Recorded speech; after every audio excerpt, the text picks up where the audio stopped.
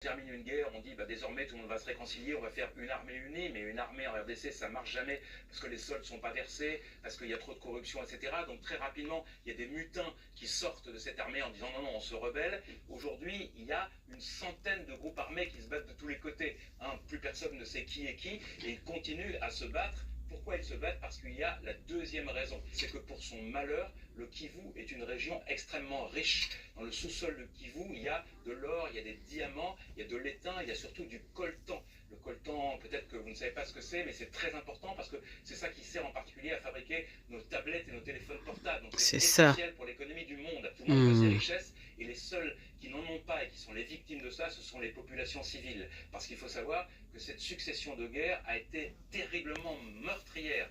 Il y a des millions de morts. Puis une horreur dans l'horreur, c'est qu'il y a une arme qui est terriblement utilisée par tous ces groupes armés qui sont les viols de masse. Il y a des centaines de milliers de femmes qui ont été violées, qui sont mutilées à vie ou qui sont mortes parce qu'il faut les humilier, il faut créer la terreur, il faut que les villages soient complètement déstabilisés. Donc cette malheureuse région qui devrait être tellement riche, elle est remplie de camps de réfugiés avec des gens qui sont déplacés, qui ont parfois été déplacés 2, 3, 4, 5 fois et qui dorment dans des campements de fortune un peu partout.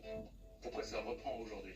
Depuis le 2021, les hostilités ont repris de manière encore plus terrible qu'avant. Là, dans les protagonistes, on parle beaucoup d'un mouvement qui s'appelle le M23. Le M23, au départ, c'est des mutins, des gens qui sont sortis de la guerre de RDC. Alors eux, ils sont majoritairement Tutsis. Et donc, il y a de forts soupçons qui sont liés au Rwanda, que le Rwanda les aide pour essayer de gagner des parts de terrain dans cette histoire. De fait, le M23, il est très puissant. Ces derniers mois, le M23 a fait des conquêtes éblouissantes, donc il crée une menace.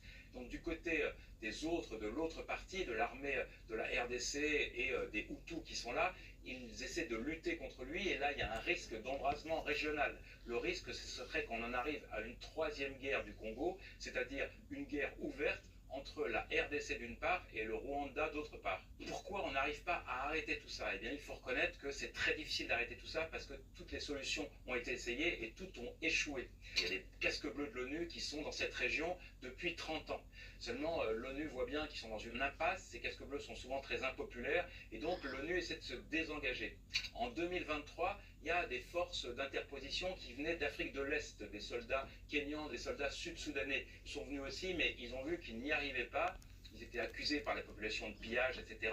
Et eux aussi sont partis en décembre 2023. Maintenant, on parle de forces d'interposition qui viendraient de la communauté des pays d'Afrique australe, le cône sud de l'Afrique. Mais on ne sait pas quand est-ce qu'ils vont arriver. Eh bien, qu'est-ce que nous pourrons faire, nous? Eh bien, au moins en parler. C'est pour ça qu'il faut saluer le geste des joueurs de la RDC.